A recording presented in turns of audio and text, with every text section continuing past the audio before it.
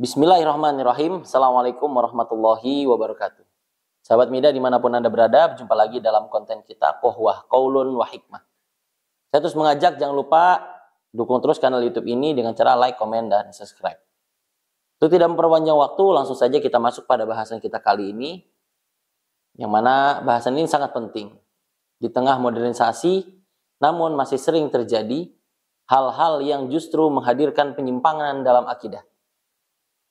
Ingin tahu lengkapnya seperti apa? Tonton video ini sampai lengkap. Sahabat Mida, di zaman modern seperti ini, kokohkan akidah kita, mantapkan akidah kita. Jangan sampai akidah yang kita jalani tersisipi dengan hal-hal yang mungkin kita rasa biasa, tapi ternyata itu mengandung unsur kesyirikan atau unsur yang menyimpangkan akidah kita selain kepada Allah Subhanahu wa Ta'ala. Maka penting bagi kita untuk terus mereview dan juga menguatkan keimanan kita akan hal yang perlu terus kita perhatikan dalam konteks keimanan kita agar kita terus berada dalam jalur ahlus sunnah wal jamaah. Apa itu ahlus sunnah wal jamaah? Ahlus sunnah wal jamaah adalah golongan orang-orang yang mengikuti nusus asy-syar'iyyah, yang dimana ada Al-Quran, As-Sunnah, Qaulus Sahabah. Yang pertama Al-Quran, apa yang difirmankan oleh Allah Subhanahu wa Ta'ala itu mutlak untuk kita ikuti. Dijelaskan juga setelahnya ada As-Sunnah, apa yang disabdakan oleh baginda kita Nabi Muhammad sallallahu alaihi wasallam dengan hadis-hadis yang sahih. Jangan sampai di sini ada hadis-hadis yang tidak sahih, bahkan dhaif, bahkan maudhu, ternyata menjadi bagian dari hal yang kita amalkan.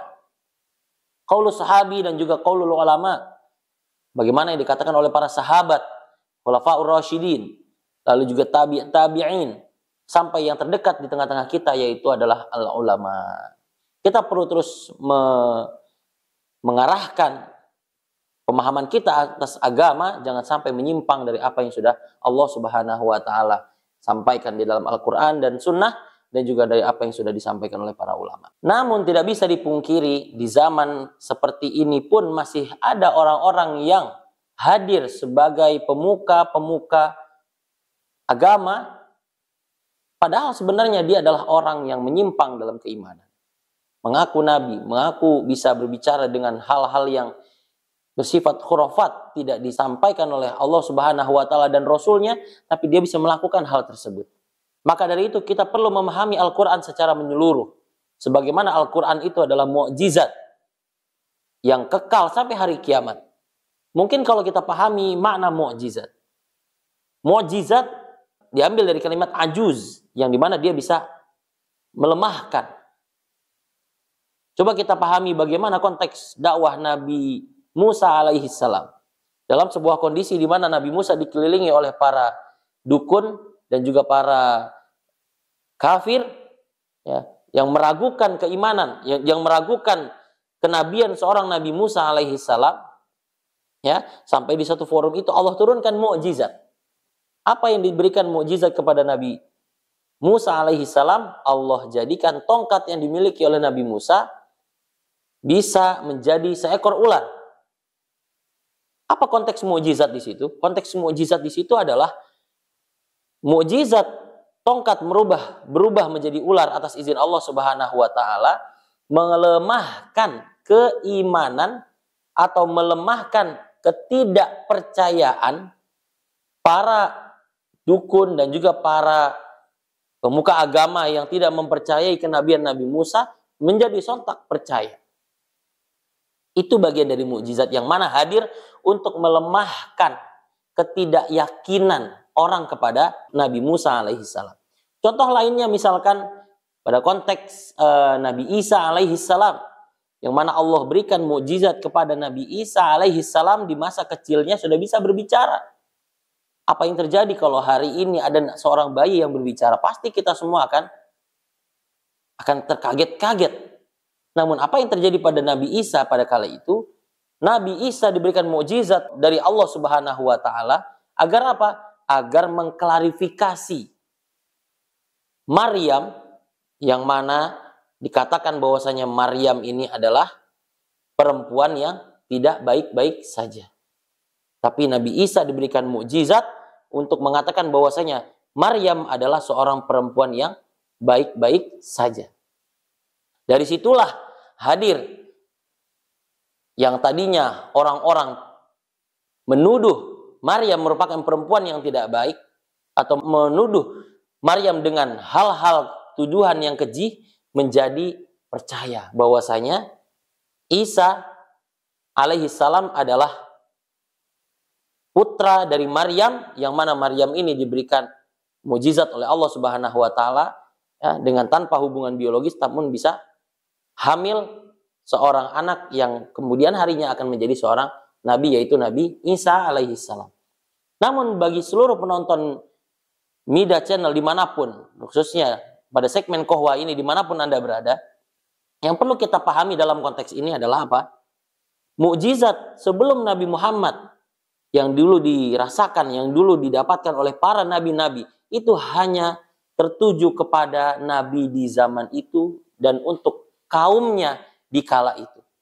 Tidak berlaku untuk kaum-kaum setelah Nabi Muhammad Sallallahu Alaihi Wasallam. Jangan sampai ada orang yang mengaku-ngaku bisa berbicara dengan hewan pada sekarang. Jangan sampai ada orang yang mengaku bisa merubah tongkat menjadi ular. Jangan sampai ada orang yang mengaku-ngaku sebagaimana mukjizat yang dulu diturunkan oleh para nabi. Pastinya itu tidak ada. Mukjizat yang sekarang ada di depan mata kita hanyalah Al-Quranul Karim. Al-Quran makanya dikatakan juga sebagai sebuah mukjizat. Kenapa Al-Quran dikatakan mukjizat? Karena setiap ketidakbenaran, setiap kemungkaran yang hadir, Al-Quran selalu hadir untuk meluruskan. Kita ambil satu kasus, misalkan ada orang yang mengaku bahwasanya laki-laki boleh berubah menjadi seorang perempuan atau transgender.